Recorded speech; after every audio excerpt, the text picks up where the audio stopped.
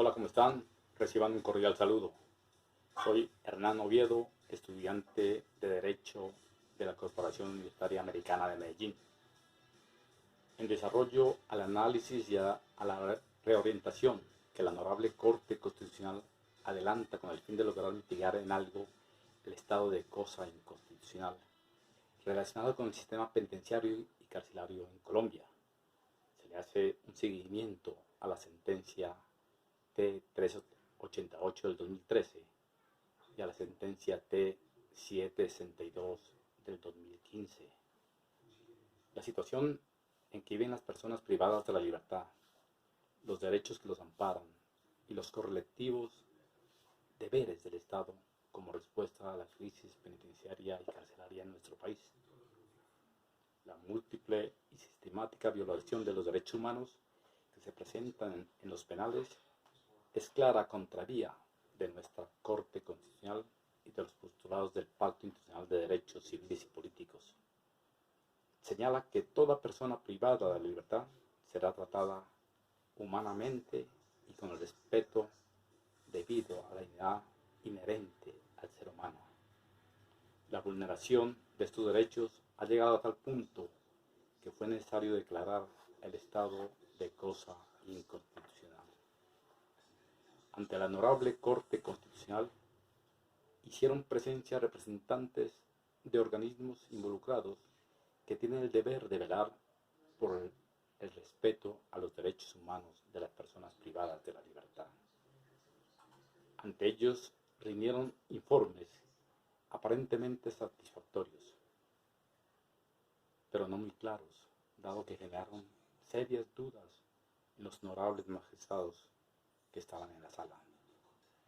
Uno de ellos les preguntó que por qué, si los informes eran tan contundentes y bien fundamentados, se seguían presentando esa cantidad de tutelas que venían de las diferentes cárceles del país para que nuestros jueces las resuelvan. Por lo tanto, ahí generó esa duda y razones suficientes tenía este señor cuando les hizo esa pregunta. Pasaron muchos representantes de estos organismos, entre ellos Defensoría del Pueblo, Procuraduría General de la Nación, Ministro de Hacienda, Ministro de Justicia, Fiscal General de la Nación, Director del OSPED y el Director del IMPEC. Cada uno con su respectivo informe informaron y recomendaron a la Corte Constitucional todo lo relacionado con el tema que yo relacionaba. Pero entonces yo me pregunto, ¿cómo tienen acceso estas personas a esa información? Por supuesto, es muy fácil. La delegación debe pedirle autorización al Ministerio de Justicia para poder hacer esa visita en determinada penitenciaría. El Ministerio de Justicia le informa al director del IMPEC. Este, por supuesto, le comunica al director de la regional y, por supuesto, esta información llegará hasta el director de la cárcel o penitenciaría donde va a llegar esta visita. De antemano ya están enterados, ya saben el día y la hora exacta en que va a llegar a esta comisión. Entonces, como cuando la suegra va a llegar a la casa, ese día se barre, se trapea, se brilla, hasta se prepara el mejor plato. Y por supuesto, cuando llega esta comisión, todo está maquillado, todo está limpiecito, todo está bonito. Voy a citar, por decir algo, el rancho, que es el lugar donde se preparan los alimentos para los presos. Va a estar impecable, sus rancheros, que son los mismos presos, con sus uniformes impolutos, las ollas, todo va a estar de manera que brilla. Y el chef, porque tienen chef y tienen nutricionista, ha preparado ese día un manjar. la primera impresión que se llevan estas personas va a ser, no, pues aquí viven como reyes. Esta comida es digna de cualquier restaurante de la zona rosa. Y los informes, por supuesto, van a ser favorables. Entre ellos pasó la ministra de Hacienda, dijo que no tenían el presupuesto para crear nuevos cupos, que para este año el gobierno les había recortado en un 10% el presupuesto para las cárceles. El señor fiscal de la Nación, el exfiscal Humberto Martínez, dijo, carambas, que no estaba de acuerdo con ese punto de vista, dado que ellos habían decomisado en estos días bienes inmuebles a organizaciones del narcotráfico, a organizaciones paramilitares, guerrilleras y delincuencia común, que tenían un precio bastante elevado, que por qué no utilizaban esos dineros con el fin de crear nuevos cupos. Y puso un ejemplo, que en Monterrey, México, en un año crearon 25,000 cupos más. El señor director del INPED hizo alarde de su institución y dijo que ellos estaban preparados para llevar el control de las cárceles y penitenciarias en Colombia. Por supuesto, es un grupo armado que está creado para la custodia y vigilancia de los internos, pero nunca para resocializar a una persona. Ya nos dimos cuenta en estos días, como hace un mes atrás, en la Modelo, un motín hizo que murieran 23 internos y otros muchas decenas quedaron heridos. Estamos viendo que están utilizando la fuerza desmedida. También se habló de que no cuentan con la infraestructura necesaria para albergar toda esa cantidad de presos y sindicados que tenemos en Colombia. Por supuesto, sabemos que cuentan con cárceles, por citar alguna, la Modelo de Bogotá, que data de los años 1960, y que fue creada con el fin de albergar a 1.200 hombres. En este momento cuenta con 7.845 internos. La cárcel La Picota de Bogotá era un monasterio y la adecuaron para utilizarla como cárcel. Se habló de la alimentación y, como sabemos, la USP ha contratado con particulares este servicio. Y ante la USP y todo eso, hacen ver de que se llevará buenos productos a precios cómodos, pero en la realidad no es así. Todos los días tenemos reportes de diferentes penitenciarías del país donde se presentan virosis a causa de la mala alimentación que se les da, productos vencidos. ¿Qué hablar de la salud? Si acá afuera es difícil, los que estamos en libertad es difícil acceder a la salud, entonces les puedo decir que dentro de las penitenciarías la salud está en cuidados intensivos.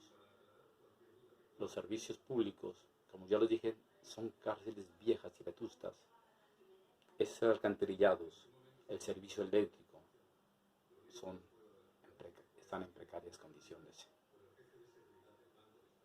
Si queremos resocializar a una persona, tenemos que brindarle la educación respectiva. Por supuesto que algunas penitenciarías y cárceles cuentan con la infraestructura necesaria, aulas para poder dictar sus clases. Los profesores son los mismos internos que tienen el perfil justo para hacerlo. Pero ¿cómo puede estudiar un interno que tiene miles y miles de problemas? pensando en la condena tan grande que debe pagar, pensando cómo su familia, su esposa y sus hijos irán a comer si él era el que llevaba el sustento. Y toda esa cantidad de problemas.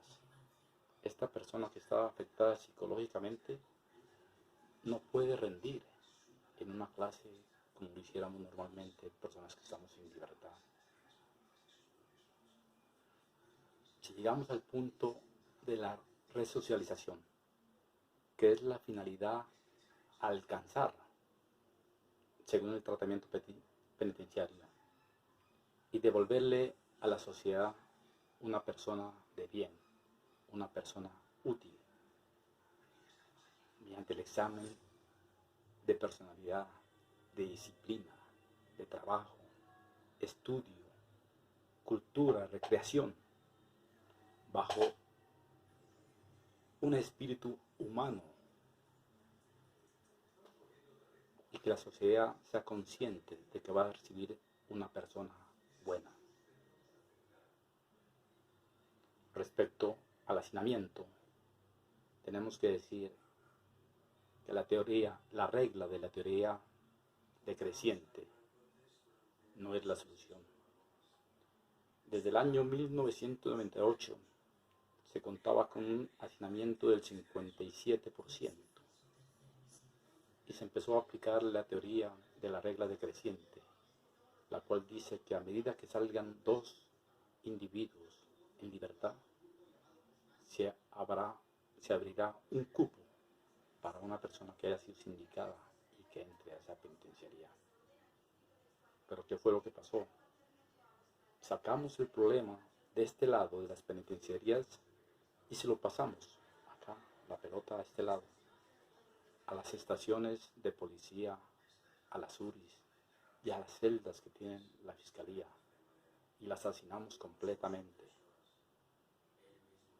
Cantidad de personas que supuestamente en esos lugares deberían estar de paso, están por meses y por años hacinados, donde se les viola todos los derechos, señores.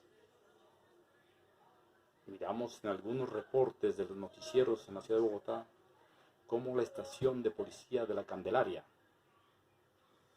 los señores agentes tuvieron que esposar a los detenidos a los juegos de un parque donde se recreaban los niños.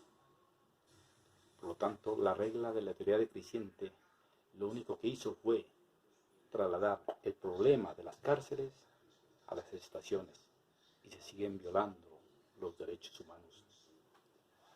El señor director del INPED le dijo a la honorable Corte Constitucional que en la zona centro ya casi no hay hacinamiento, pero que fue trasladado para la parte norte de Colombia, a la zona del Atlántico, y nombró la cárcel de Riohacha.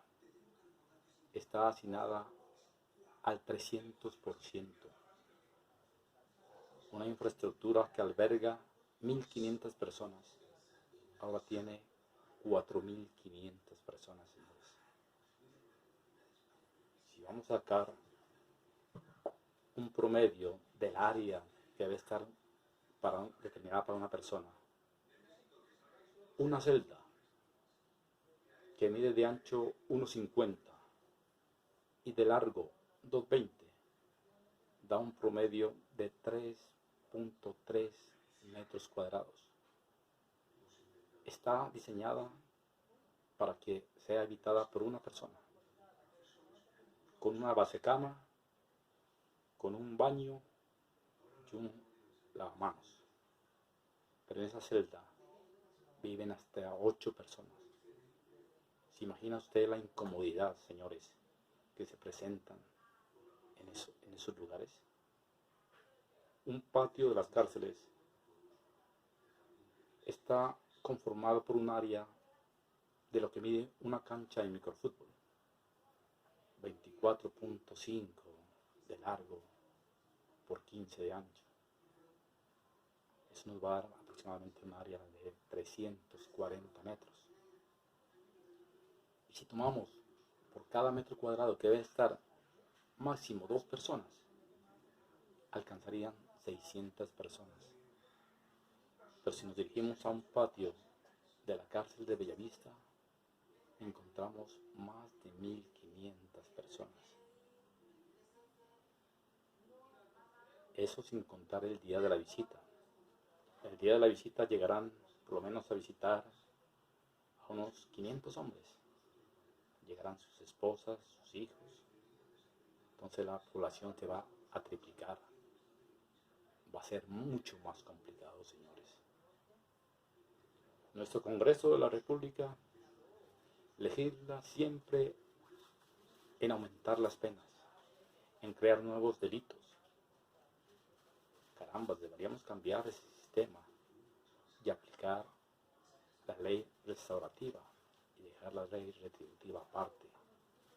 Hacer como se está haciendo con la JEP. Personas que van a pagar determinada condena, muy bajas por cierto, que van a retribuir a las personas de manera física o simbólica, pero no vamos a llenar las cárceles. En las cárceles hay presos de primera, de segunda y de tercera categoría. Los de tercera categoría son los presos normales y comunes, que los vemos todos los días y que sobre ellos recae todo el peso de la ley y a ellos se les viola la mayoría de los derechos fundamentales. Los presos de segunda categoría son aquellos que han tenido ese poderío afuera y lo siguen teniendo dentro de las cárceles, como son jefes paramilitares, jefes de guerrilla, jefes del narcotráfico. Y con ese mando que tenían afuera, llegan con ese mismo poder a las penitenciarías y desde allá siguen delinquiendo y siguen con el beneplácito del INPED, que está corrupto, adquiriendo todos los beneficios que se tenían en las calles. Vemos cómo ellos disfrutan de comidas diferentes, de bebidas, de sustancias alucinógenas, hasta de prostitución. Entonces vamos a decir, ¿pero cómo prostitución en un día normal? Claro, que a la niña bonita le han conseguido tarjeta profesional como abogada y llega y se presenta a la penitenciaría y que va a dar una asesoría jurídica. Sí, que por supuesto la dejan pasar y esa asesoría jurídica la hacen en la celda del preso. Ustedes ya se imaginan. Y uno dice, caramba, esa asesoría va a durar 2 o 3 horas. Pero en muchas ocasiones se ha sabido que esa asesoría jurídica dura todo un fin de semana, señores. La corrupción es por lo alto. Los presos de primera categoría son aquellos que ostentan o ostentaron cargos públicos y que tienen amistades políticas bastante influyentes y que reciben condenas irrisorias por un despilfarro de dinero altísimo y son condenados a 8 años, pero por colaboración a la justicia les han rebajado el 50%, ya quedan 4. Llegan no a penitenciarías ni a cárceles, llegan a guarniciones militares, a monasterios, y allá les asignan un descuento al 1 por 1. Eso quiere decir que en 2 años ya van a recuperar la libertad. Pero como son personas de un perfil bastante elevado, le solicitan al juez escribir un libro. Y por supuesto, no lo van a escribir ellos. Pagan quien se lo escriba. Y contratan la editorial. Y le presentan el libro al señor juez. Y este les da de 2 a 3 años. Antes les quedan debiendo tiempo, señores. Si hablamos del hacinamiento, en el artículo 64 de la ley 599 del 2004, que es nuestro Código Penal, cual se solicita la libertad al juez que está controlando la pena. Hace unos años se recuperaba la libertad con las 3/5 partes de la condena. Hoy se está haciendo con las 2/3 partes. Por citar un ejemplo, una persona condenada a 100 años, con las 3/5 partes recuperaría la libertad en 60 meses. Con las 2/3 llegaría a la libertad con 68 meses. Eso quiere decir que esta persona va a estar 8 meses más en prisión, hacinando más las cárceles. ¿Por qué no brindarles subrogados penales? Puede ser domiciliaria, libertad controlada electrónicamente con brazaletes, con manillas. ¿Por qué no volver a activar las colonias donde los presos puedan trabajar y buscar el sustento tanto para ellos como para sus familias, y además están produciendo? En vista de que en estos días se declaró la emergencia carcelaria, el señor fiscal Barbosa puso el grito en el cielo cuando dijeron que iban a salir 10.000 personas, entre ellos personas de la tercera edad, personas con enfermedades bastante complicadas, inválidos y personas que ya habían cumplido las 3/5 partes de la condena. Él dijo que eso era imposible, atentar contra la sociedad y dejar en libertad a todas aquellas 10.000 personas que van a venir a traer solo problemas. A mí me gustaría que el señor fiscal replantee ese punto de vista, porque esa sería una forma de evitar tanto hacinamiento. Ahora bien, cuando nos aqueja esta pandemia a nivel mundial del COVID-19 y que las personas expertas en la materia, como epidemiólogos, infectólogos, virólogos, nos han hecho recomendaciones específicas y claras, como es el lavado de las manos, el uso del tapabocas y mantener una distancia entre persona y persona como mínimo de 2 metros. ¿Qué pasaría si en este momento se infectara una persona en una cárcel donde la distancia con ellos es de 20 a 30 centímetros, donde los servicios públicos son precarios y no va a tener la oportunidad de estarse lavando las manos a cada instante? ¿De dónde un tapabocas? Señores, estaríamos invitados a presenciar una masacre. Dios no lo permita.